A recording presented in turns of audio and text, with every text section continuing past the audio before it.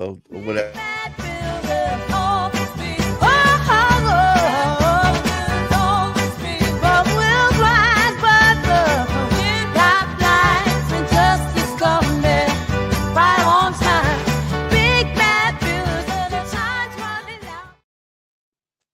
Welcome or bienvenue, welcome to another episode of Cladding Matters. I'm proud to say that we've been mentioned in dispatches by various people, mostly saying, for God's sake, you can't talk about this on Cladding Matters. Well, we damn well can, and we will continue to do so until these matters are resolved. Today's topic, planning by opinion. Are councils fit to decide? Now, we know what some people's opinion is, but first of all, as is traditional, we're going to start off with our esteemed mentor, Hamish McClay. I didn't do this on purpose. It just happened this way. I have a habit. It's not so much I pick a point of discussion by sort of random. It's usually in conjunction with Steve, because Steve, of course, is very, very close to what goes on in Royal Artillery Quays. So something he says will prompt me for what the article happens to be. Now, it's just coincided today with a particular sort of title, because there are constantly, we well know, those of you who've listened in, that the council are in a very strong position relative to the quality of housing, should they choose to get involved with it. And very rarely do they, in fact. And in actual fact, as we well know, many councils have sold out. They don't even have their building control people go in and check it out. The company themselves check it out. However, what does happen, there are various committees, and various aspects of what goes on within the council arena is through committees. Now, how do people become members of committees? And it just so happens that today, although voting was yesterday, the counting is up today. Relative to the results of councils. And so far, now, when you actually, if we think back 4 years ago, which I believe we're on a 4-year cycle with councils, I don't think they've extended it like the government hoped to keep alive for much longer by extending it to 5 years within the parliamentary elections. Anyway, I better get on with this quickly, because people have got much better things to say. Anyway, 4 years ago, there were very, very few reform candidates. And we already have today, when you actually look at the sort of scenario sort of coming up, we have, when I last looked, there were over 150 councillors voted to reform. And how many councillors were there 4 years ago for reform? I don't know. Effectively, they've currently got as many sort of seats in councils, or in fact, they've got more than all the others put together at this moment in time. Now, what I'm trying to imply is the majority of those are going to be brand new councillors. Those councillors are going to go into brand new positions within their councils in which they're going to be working. Now, how well qualified are they to make planning decisions? They might be able to make decisions relative to community to which they belong, but what knowledge do they actually sort of have to either influence council decision, or we actually even make a decision as to whether this is a good planning proposition or not?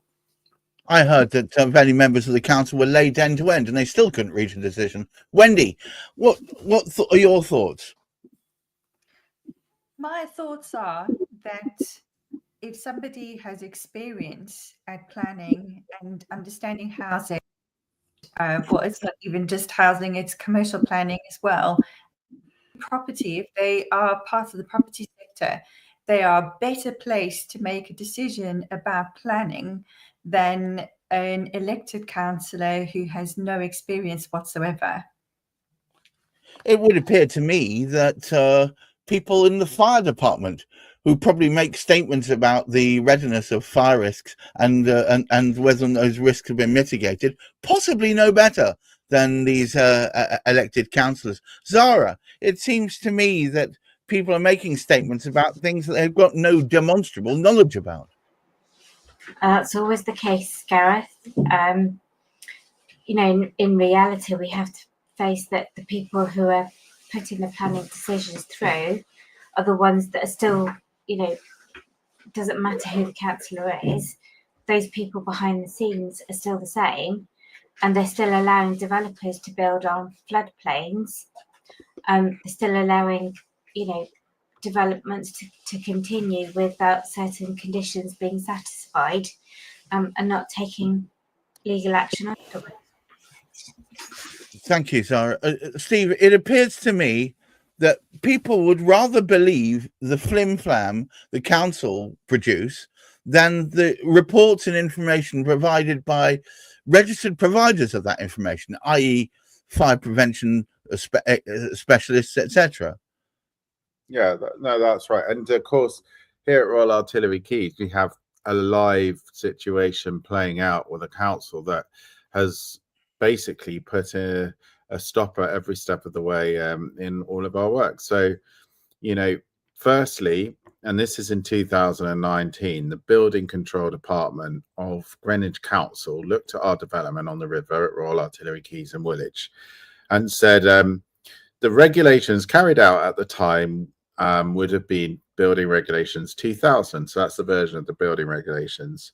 And then they say the regulations stipulate that the entire staircase should be compartmentalized, as it is the only means of escape, right? One staircase, 16-story buildings, only means of escape. Then they say, however, as we at the local authority did not sign this off, we are not in a position to state why the work was signed off without any compartmentation on the stairs. So they broke the law. So they've identified the version of the building regulations. That's the law. They've identified that there's a big problem with the sign off by NHBC, it needs to be said. And then thirdly, they've said that the required compartmentation by the law at the time was not done. Okay, that was back in 2019. I received this last week from Greenwich Council. They write, and this is their official position of the council: there is no evidence that the original construction breached building regulations in force at the time, therefore contradicting the Building Control Department, who are arguably the greater authority in Greenwich Council, because they're the ones with the technical expertise. And this councillor responsible for housing has undermined that 2019 determination by the council. So that has meant a lot of residents now are very angry that are aware of this, because they believe that I've misled the whole campaign for 5 years. And this is just a little taste of just how misinformation and contradictory statements by authorities like councils can completely harm residents' campaigns in the post-Grenfell building safety crisis. And there's other pieces of evidence of the building regulation breaches. The London Fire Brigade condemned one of our buildings because of the same issue, compartmentation on the fire shafts. So it's actually on a website. You can actually search for Cumberland House on the London Fire Brigade enforcement notice. You can see great big section on the breaches of building regulations at the time of construction. Again, conflicting with the council last week saying there's no issues at RAC. You're making it up. I mean, they didn't say that, but that's the implication, right? And then I had the cladding manufacturer, Saint-Gobain, come spend, tens of thousands of pounds setting up scaffolding to check the external wall and how that was installed. And there were plastic instead of metal fire break fixings, keeping these fire breaks at every level to stop the fire ripping up and down the building. Made out of plastic, something that melts very quickly and easily. Yeah, and they condemned the 90% of the walls at RAC as not being compliant. Again, the council says everything is fine at RAC. So is the council saying, don't look here, don't look over here, look over there, don't look over here? They should be in government. They're doing very well there. I think it's ridiculous. It undermines my campaign. That's effectively what it is. And because I've been a Liberal Democrat councillor candidate in December, and I potentially in 2026, this is turning into an ugly political thing. And we have got to hold these bodies to account on their inconsistencies when it's putting lives at risk. In post-Grenfell, I thought our councils would do better. I'm afraid to say that's not the case in Greenwich. And I appeal I very rarely stand out and appeal for anything, but I appeal to anybody who's taken information from the council and ask them to use their critical thinking. Please don't just take everything as read. Hamish, I'm going to come back to you, sir. It seems to me that there is a lot of misinformation and disinformation flying around, and the focus here should be, in my mind, human safety. Well, I think we'd also find that one of those that's contradicted the report that we all know to be correct now about Royal Artillery Keys was a health and safety officer. I mean, when a health and safety officer says it's perfectly safe, and she obviously doesn't know the ruling on the staircases. One would have thought that would be one of the first things to learn about sort of staircases, wouldn't you? Well, being dead means you don't have to worry about your health anymore, I suppose. It's one of those, as I said, the topic, whenever we stuck to topic, the topic was meant to be, are those within the council situation who make comments, are they in a position to actually sort of make that decision anyway? And what do they base that decision upon? Yeah, I mean, you look at statistics. In freedom, when you look at freedom of thought or freedom of speech, it's 50-50. 50% is right, 50% well, 50% of the people saying something are saying one thing, and 50% could say another. And then within that, where's the level of truth in any of it? You cannot measure it, and it's exactly the sort of same type of thing. Unless you are speaking from we need, and I mean, one of our colleagues that does join us from time to time on certain of the channels that we actually sort of operate with in terms of our podcasts, would actually sort of agree that unless you actually and you don't need to regulate quality, you need to check quality. And I think the sad thing is we've got Greenwich here. Greenwich is saying it's unsafe. If you like, why do councils have building control? They call it building control. They've controlled absolutely nothing. Although the NHBC are responsible for the overall, because they control, and very often their members actually work for the various companies they're checking out anyway, which doesn't help. And basically, if they're making the decision, and the council's saying, well, hey, hang on, why are the council? It was the council that signed over. It's the council that can decide whether they will go in agreement with the NHBC or whether they'll use their own people on such things. But the worst of it is, I think we've got people in positions who don't understand it. One of the great things is about it, there are a tremendous number of councils out there who will take the trouble to look into and figure out exactly what is going on. If this government had half, if this government between them, or however many people had, if you shared out the amount of information the Earl of Lytton has about cladding and cladding matters between all of them, basically they would also come up with the same kinds of conclusions. You don't need a lot to actually sort of do it, but people are actually trying to disrespect him and put him down for his decisions because he's speaking from a position of knowledge. And this is the difference between people speaking of. But it was quite interesting that somebody actually suggested that the council had considered it to be, if you like, unfit for purpose or not fit for purpose. So there's one person saying, well, yes, it was said that it was unfit, and there's the other one saying, well, it is fit. Put the two of them together, zero. So what's going to happen? Well, they're demonstrating exactly what has happened over the last 8 years. Flipping nothing, basically. Nothing happens, and on top of everything else, and I think this is really irritating.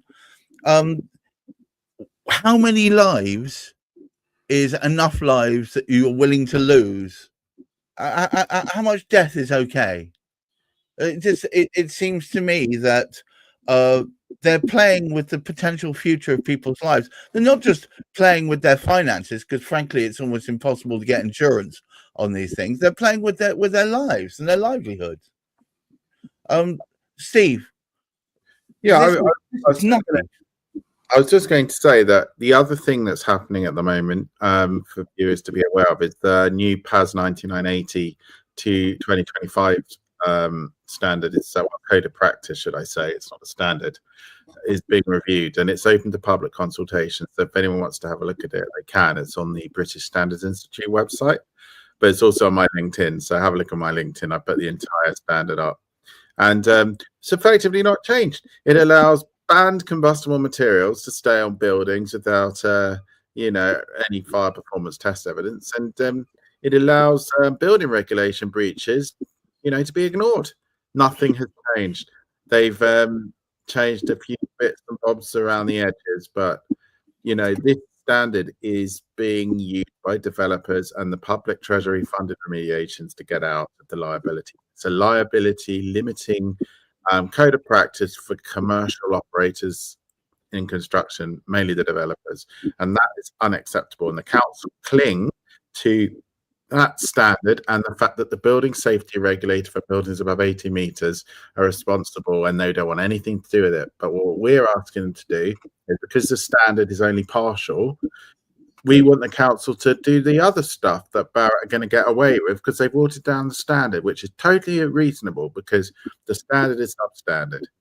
And that's what we're asking. And they don't want to get involved. They prefer to say there's no problems and use the power that they actually have to get the work done properly, because the partial standard will not get the work done properly. We need the council to step up, and they're not doing that. It's disgraceful. Interesting, Wendy. I just heard that building control can be outsourced from Zara. Thank you for that, Zara. And which means effectively that developers are marking their own homework.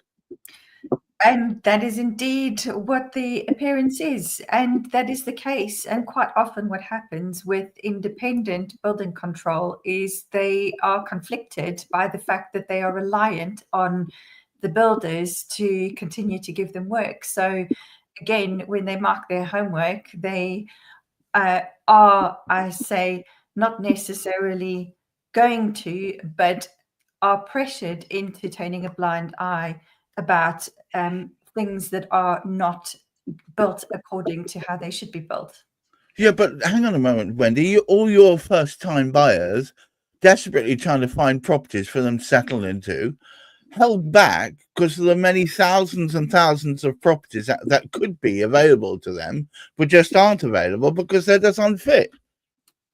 Or what is also happening, which is just as alarming, is people are selling off these flats really cheaply to pass the issue on to unsuspecting first-time buyers. Right. Oh my God. Zara, do you get, I mean, I know you're quite tired of people saying to you, I really want to go ahead. Let me go ahead. And you're saying to them, don't you realize? Don't you realize? And they're still doing it, right? Yes, absolutely. But, the problems carry on unraveling. And it's not just your flat that you're talking about. I had a lady this morning telling me about someone on a freehold estate where the developers had sold a common area with a beautiful park and all the pretty pictures in the brochure, but apparently it's a bit of a tip and nobody's looking after it, and yet the residents are paying the management company for something that's not being looked after. Wow, it just continues. I mean, look, if I was a journo, I'd call this the gift that keeps on giving. There's lots of column inches to be written here. Steve, any last comments before I pass back to Hamish? Yeah, so just on that private building control, so this is actually played out at Royal Artillery Quays. So that first thing I read out was basically NHBC, which is that privatized building control. So they mark their own homework, right? They signed off their illegal fire shafts, right, without the fire doors at the bottom, right? And then Greenwich Building Control, later on, it was built in 2002. In 2019, so quite a long time after, they come and have a good look. have a good look at Royal Artillery keys. And they go, we don't know why this was signed off. It's all illegal. But it's an HBC. Better check with them. I don't think anyone checked, because why has it come to me, the residence chair, in 2025 to almost beg the fire brigade to do their job, because they did not want to do it. They tried to stop me at every turn until I kept on and on and on. And now we're going to get the 8 notices. Even the 7 are going to be done now from today. So why is that? Is because nobody wants to actually fix illegal construction. And the standard doesn't want to do it, because it's been watered down, and the council just, people I meet, shut up. And that, I think there is a group of people, for instance, the Royal Artillery keys, and you know who you are if you're watching, who are desperately trying to shut down what Steve is trying to do here. I just appeal to you: do you not realize with these illegal fire shafts, you are effectively jeopardizing life and limb in the event of a fire? It just blows my mind that they can't see the logic of this. Hamish, I'm sorry, you're going to have to cool me down. Can I give the last words to you? You can try. It's one of the great things. Actually, you're going to speak after me anyway. Whatever I happen to say, I was just going to make a comment, because this is quite amusing, because it is to do with building control. One of the councils that we sort of deal with decided they were no longer going to carry on with building control, and they sold it off to a company who called themselves Hertfordshire Building Control. And they were a private company running all the building control for all of the Hertfordshire, not all of the Hertfordshire councils. Some of them wouldn't hand it over.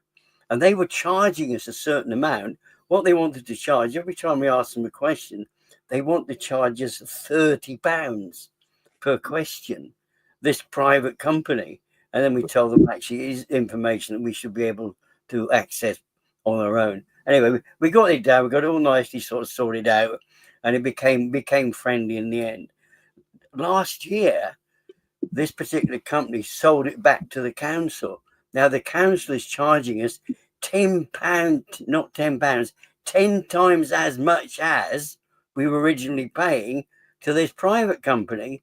And somehow or other, when I actually sort of questioned it, we actually we charge this is our admin department for building control. They charge them out at £70 an hour. Now, anybody who's looking in, don't vote, don't become a councillor, get a job working for a council in building control and get your £70 an hour. It seems like a license to print money. Fantastic stuff. Anyway, obviously the councillors at Bedford don't know this yet, but I'm sure they will find out in due course. I do hope so. I do think we prove the point. I do, and basically I've only said it not just to prove a point, but any of you new councillors are looking in at the same time. It's a great time to think, hey, look, there's some fantastic things you can do for your council. Let's focus on the things that you can do effectively and ignore what the government's doing. You get on and do the best for those. It's for the people you're meant to be looking after, your people, not for the political party that you're representing, as is being demonstrated in London. What they've done at Royal Artillery keys actually is disgusting. I would appeal to any councillors that are responsible or working with this. How would you like to leave a legacy behind you where you defeated and risen above this, such that the whole of residents of the Royal Artillery keys have properties that they can insure, they could sell, they could buy, all these things start moving again? How would you like that as your legacy? I invite you to interact with Steve and find a way that you can make that happen. It's far better in 10 years' time. They look back as this is the period where you stood out and you got things done and made people happy. Doesn't that appeal to you? I would have thought as a councillor that really would. What a feather in your cap that would be. All right. Thank you, one and all, for attending this excellent Cladding Matters channel. To those of you who are interested, please find me. I'm Gareth Wax and Hamish McClay. We're very obviously found on LinkedIn. If you have strong feelings about this, like we do, please do apply. We'd be more than happy to involve you in it. But in the meantime, let me thank Zara Olibukas of Next to the Law, Wendy Gibson of the First Time Buyers Club, Steve Day of the Building Safety Scheme.org, and of course, Hamish McClay of Search Convey. And to all of you out there, the truth is out there. You just have to open your eyes and look at the damn thing. And please don't just believe princes, kings, or councils just because they come to you saying, oh no, you don't have to look over there, look over here. Use your inquisitive minds, be curious, and find out what's really at stake. And to all of you, keep your feet on the ground, reach for the sky, and let's have a marvelous weekend. Don't forget to look after that mental health. Goodbye, all. There's a